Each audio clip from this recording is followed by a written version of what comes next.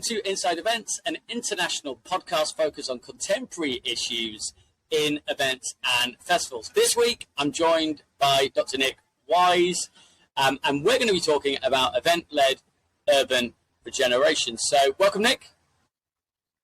Hi, Mike. Hey, thanks for inviting. My name's Nick Wise. I'm from Arizona State University. I'm with the School of Community Resources and Development here. My research interests, regeneration is one of my research interests as a geographer in my background and my training. About 10, 11, 12 years ago, I took a strong interest in events, and I started focusing on event-led urban regeneration within my research. So I've done research in a number of different cities around the world. In the last 5-6 years, I've been really focusing on European capitals of culture. So looking at Matera in Italy, I was looking at Rijeka in Croatia. Now I'm looking at Timișoara in Romania and Trenčín in Slovakia. So I've been working closely with colleagues and local representatives in all these cities, looking at the role of events and how that's transforming their cities. That's really interesting. And in terms of the concept of urban regeneration, I suspect it kind of speaks for itself. It's about regenerating the urban space, urban realm for urban communities, etc. But is there a way that you could kind of break that down as an idea just for the listeners? Yeah, so regeneration is in many ways just a fancy word for change. Change is happening all around us. Cities redevelop. Regeneration is also considered development, revitalization. So the reason cities do this is basically to enhance their consumer landscapes. They want to look at changing spaces, upgrading spaces in cities. Basically, it's really driven at trying to attract people. And events is oftentimes this catalyst here that gets everything started. So you develop spaces to host an event, and then when that event is held, the city gets a lot of publicity. They look at all these new spaces that cities have, all these new changing environments that they have, and they use that in many ways as a marketing tool.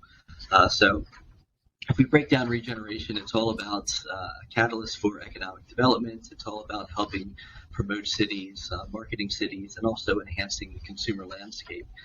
One thing that I'm interested in all this is also how the residents are impacted by all this, because we spend a lot of time looking at regeneration and the change it has on the economy, but also what sort of social benefits does it have? Upgraded spaces are great for attracting tourists, for attracting visitors, for attracting event goers, but they're also great for enhancing pride in place. They're also great for giving local residents new opportunities, new ways to engage, new employment options, new volunteer options. So there's a lot of local social benefits as well with the economic benefits that we oftentimes hear about in the headlines and read about in the newspapers.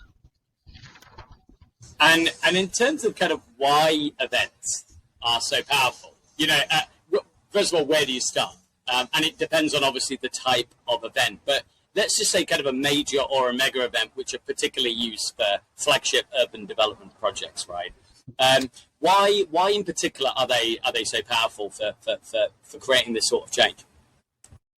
It's all about creating that spectacle, and it's the regenerated spaces that people see. That's something that people have to hold on to. So you watch a major event or a mega event online, they're usually going to focus on some key areas, some key developments, and that's going to give the person who's watching something to really hold on to. And then they think, oh yeah, I want to visit this place, I want to go check that out. So that's usually oftentimes people will go see these places. Beijing, for instance, when they held the Olympics back in 2008, it was all about the bird's nest, and then it was all about some tourism spaces that they also upgraded as well around the city. And then I remember watching that event, and NBC would always kind of zoom out before commercials and after commercials on the stadium, on the Summer Palace, on some of the famous historical sites within the city. And that really gave people something to hold on to. And then after that, China was able to see quite a lot of visitors come in to go see and consume these spaces thereafter. But regeneration is important because if you live in a city that's being regenerated, that change is happening all around you, and I mean that's going to impact on your daily lives. And successful regeneration does oftentimes lead to more visitors as well. So that's going to have a continued impact on your life there as well.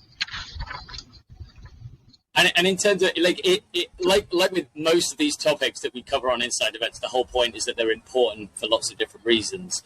Urban regeneration and getting that right and getting that right for the majority of people is really, really important, isn't it? But is there any particular specific reasons why people should care about studying or applying this concept of urban regeneration? Well, it's really important because we have to think about the power relations involved here and who's doing the developing. Again, as I'm kind of arguing, regeneration and change is going to impact our daily lives and everything that's happening around us. But also we have to think about larger developers or sports stadium developers. They're always looking for funds, and they're always looking for public funds, especially. We see this in the news often. And that's going to have an impact on the taxpayers as well, because people locally might want their funds invested into healthcare, into education, into some of these areas. They might not necessarily want a new stadium development. We saw a lot happen in Rio, a lot of people protesting about where the public money was going into these developments. And a lot of people think, okay, the private sector, they have the money, they have they want these new developments, they want these new venues, and a lot of people are saying have the private sector invest in them. Over the last few decades as well, I mean, we've seen more PPPs, private-public partnerships, evolving here. If you go back decades ago, you saw more public investment in venues, and then you get a lot of backlash from residents and from people, from the taxpayers. They don't necessarily want to see their funds put into these things. So increasingly we're seeing the public sector get involved with the private sector, and the private sector will put a lot of money into these new developments and these spaces. But one thing with that is the private sector, when they're going to invest money, is they're going to want to return on that investment there as well. We're also seeing a lot more cities with private investors going in, wanting to do wholesale private developments too. And that's met with different reactions, because if your private investors are coming from out of state or coming from another place, you're going to see them investing, but then you're also going to see profits also being redirected to other areas. You will have tax money and things like that filter into the local economy. So, I mean, sometimes people don't want the full public development, people don't want the full private development, so it's kind of this PPPs, these private-public partnerships are oftentimes a good balance, because you get the public benefits of the project, but then also the private sector can enhance the project with those private funds as well.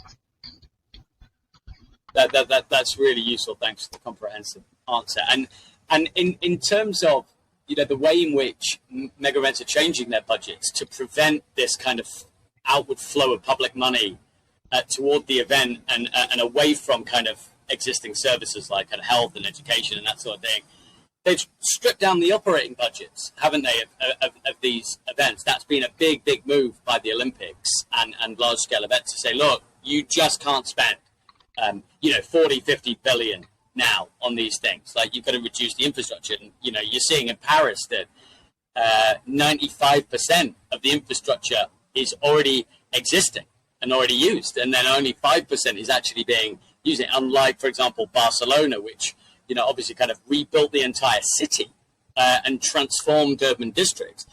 Do you think that is therefore going to prevent major events from having the positive regeneration that we've seen in some of the cities, because they've been stripping back all the budgets towards it? Yeah, it is really tough because you spend on all the infrastructure, you try to make everything look good, you try to make this appeal, this impression, this spectacle, but then, the event actually then has to happen, and the operating budgets do get oftentimes squeezed. Another challenge is a lot of cities are kind of just stepping back and not bidding for some of the larger events. We saw a trend in the last kind of 2 decades there with BRICS nations really wanting to host events, and they were putting a lot of money into these events, and again, limited budgets then for the operating side of things. But they were really trying to really push to show that, we're here, we're part of the global economy, and I mean, they have all the BRICS economies have very strong production and manufacturing bases, and they thought events is a great way to really diversify their service sector economies. So that's why they're really putting all this money into it. Qatar as well, I mean, building all those new venues, state-of-the-art venues. It's kind of like everyone wants to build everything bigger and better than the previous event because they want to showcase how much wealth they have, how much money they have. And I mean, at the end of the day, I mean, if you step back and look at World Cups or look at Olympics, and countries like US, UK, Germany, they have all the established infrastructure. If it came down to it, if an event, I mean, we have had bids won and turned back, like Durban a couple of years ago for the Commonwealth Games. But I mean, if it comes down to it, and a country or a city can't host an event, there are oftentimes, I would say, fallback options for countries that could step in quite quickly because they have all the infrastructure readily available and in place. Like the UK in the Euros at the moment, it's potentially, I think, going to be stripped from Turkey, and I think the fallback is the UK. Interesting. So, like, the concept of event-led urban regeneration has obviously been around for a long time. We've been using these major events as a way to regenerate cities and rural districts and beachside districts. It's not just urban realm, is it? It's absolutely everywhere, whereby these games are held and major events are held. How has the concept generally of event-led urban regeneration kind of changed over the last kind of maybe decade or 2 decades in your view, Nick? Yeah, I mean, I really kind of speaking back to that point on the power relations there, I think a lot of the change has been more of the private sector involvement and private sector investment in event-led urban regeneration. Because, again, because events are a spectacle, these big companies want to get involved in the developments, and then they want to see that return on those developments there as well. We've also seen venue complexes getting, as I was mentioning, bigger and better than the next place. And also with that privatization of these spaces is also limiting who has access. If you look at the development of a lot of these venues and spaces surrounding it's more high profile developments that come in around these areas, and also it's more about the luxury suites and the corporate boxes that are in these areas. And also I kind of feel it's more like a militarization of space as well, because it's all about constant security, constant surveillance. I mean, it's like you're going, you have to get access to get inside to the venue complex, then you need another access to get inside to the venue. So it's really, you're seeing people getting more and more shut off with these new developments. Cohen wrote a book a couple of years ago. He's a professor at Slippery Rock University, and I like the example he used in his book about urban regeneration. It was basically, we're creating these islands, and in many ways that they're islands of access. And there's strict entry requirements. In the last few years, I feel there's a lot more attention on understanding the resident perspective as well, because we have been focusing on more of the consumption side of things, and people who are experiencing these complexes, these developments from the inside, but looking from the outside as well, from the resident standpoint. How are these impacting their lives? How is this having an impact on their mental health, on their everyday well-being? Things like crowding. And also, cities will look at particular districts. I like to use the example of, say, Denver, Colorado, the Lodo area of Denver, lower downtown. That was an area that was going into decline. And, one thing to do is to put a stadium in that area. So they built Coors Field in that site, and then you had all the investors come into that area and start redeveloping the area. There was a lot of people who could have been helped and could have been benefited in that area, but one of the big challenges is developing the space attracts more consumers, and it doesn't necessarily always help the local residents there. So in many ways, when you develop that space, it gentrifies that space, real estate prices go up, overall prices go up in that area. It doesn't necessarily help the people living directly in that area at the time, and all it does is basically reshuffle area to other parts of the cities where people can then afford to live because they can't afford to live in these new areas. So you're seeing a lot of really critical approaches come in there, trying to look more at the impact of the lives of the local residents there. And I mean, a lot of this has to do with the type of investment that we keep going back to between the public involvement and the private involvement in these regenerated spaces. That's really useful. I kind of do wonder, as we see the UN SDGs kind of increasingly brought in to the conversation about development and major events. Do you think that they're having a positive effect on the way that these things are being shaped on the ground in terms of regeneration? Do you think they're being, on the whole, more inclusive over time, or do you still think that there's a way to go there, Nick? I think there's a way to go because, I mean, as these complexes get more expensive, then the operating costs get more expensive, and then all those costs get passed to the consumers. So we're basically going back to that point about islands. It's who can afford to get into that island. And in many ways, I feel they're getting less exclusive, they're getting more exclusive, less inclusive in that sense. You do see some types of corporate social responsibility where they are trying to, give away so many seats to local residents. I know when I was in Liverpool, they had it was so hard to get a ticket to see Liverpool play at Anfield because you had so many people flying in from so many different places. But they did try to designate so many tickets for each match so that you could go into a raffle if you lived in a Liverpool postcode or something like that. So they were trying to, but those can also be quite limited as well in terms of how many seats they're willing to give away, because every seat that's given away is also a seat that someone's not paying several £100s for as well. And also the companies that get involved with these hospitality packages, they increase the prices. So, I mean, you had planes full of people coming in from Norway, for instance, to watch matches in Liverpool. And just because of, look at where people with disposable incomes are coming from. These new developments are also being targeted for people to come spend and be a part of that spectacle and be a part of that experience. So, I mean, in many ways, events decades ago, especially sporting events, were all about the local appeal, and the club was very much tied to the place. Now, clubs are very much tied to more of the corporate identity and the corporate spectacle, and it's all about, the price that they pay to bring in the best performers, the best teams, the best developers here to basically make the place something that they want to see and something that people want to experience. But that comes with that cost that only certain people can afford.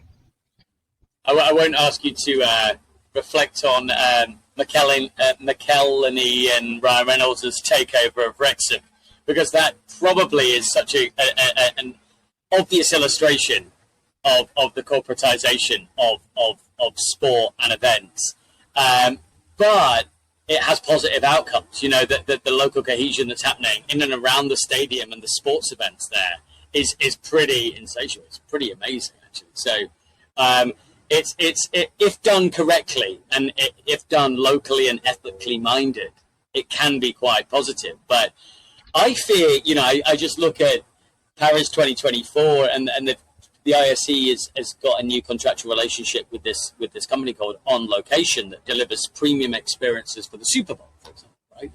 And so now they've created a whole range of hospitality packages for the Paris 2024 games, which is essentially eat in the best restaurants, meet and greet old, celebrities and athletes that won gold in 1988.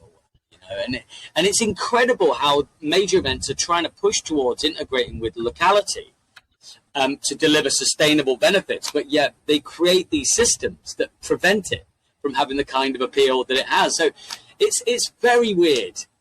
There's a lot of people that are trying to deliver local benefits and try and achieve that UN SDG and in so many different ways. But yeah, the whole thing seems to be rigged against local people winning in lots of ways and integrating. It's really frustrating when you see the power and potential of these things for social good, shifting public money towards local areas. But yet, it's a lot of people are just left disgruntled at the very end of these things and less likely to support future bids. So yeah, it's big problem. I mean, you've already touched upon, some of the kind of future trends really in terms of what we kind of to look out for really, Nick. But I was going to kind of just finish on, if there was any resources or kind of reports or academic papers, etc., that you suggest that people might want to kind of go to next, maybe after listening to this podcast. Is there anything particularly that you'd suggest? Yeah, there's a few. If you look at journals like Urban Studies, Journal of Urban Affairs, Journal of Urban Geography, really from the urban studies and geography area, you really get a lot of good foundation knowledge when you're looking at this concept here of regeneration. If you look at the events management's been publishing some articles on regeneration because it is regenerative tourism is kind of becoming a trendy topic here. So there's been a lot of special issues on that, and a lot of people who are looking at different case studies there are also focusing on events that are basically kind of leading this charge in many ways. Andrew Tallon had a book on urban regeneration that really breaks down the concept from a very holistic perspective. Andrew Smith, he wrote a book that was published around 2012, and that's on events in urban regeneration, and that takes the concept of regeneration and really drives it towards the impact that major events are having on different cities. Costa Spiro wrote a book on urban tourism, urban change, and in that book he talks a lot about events, especially Liverpool was an example that he talked about, the European capital of culture and the development of the stadiums there, and that really had a lot of great event examples there. I published an edited book a couple years ago with about 12 chapters in it titled Sport, Events, Tourism, and Regeneration. And in that, again, we break down the concept, but then we look at 12 chapters with 12 case studies to look at regeneration from 12 different conceptual ways of thinking about it. And then I had a follow-up book, edited book on that with about 16 more chapters called Events, Places, and Society, where we kind of drove on the back of that first book that we did a few years prior to that. But there's lots of resources in the journals, and those are some books that I would really suggest people look into first to start really breaking down the concept more. Yeah, there's a lot out there, isn't there? And it's growing and growing all the time. I remember Andrew Smith's book, Events in Urban Regeneration. I cut my teeth on that in my PhD. It was such a great book, very easily accessible as well as some of the stuff that you do and that we publish in event management. So thanks for that, Nick. And we'll definitely put some of those resources and links to them underneath this podcast so people can kind of follow them up afterwards as well. But we'll end there, but thank you so much.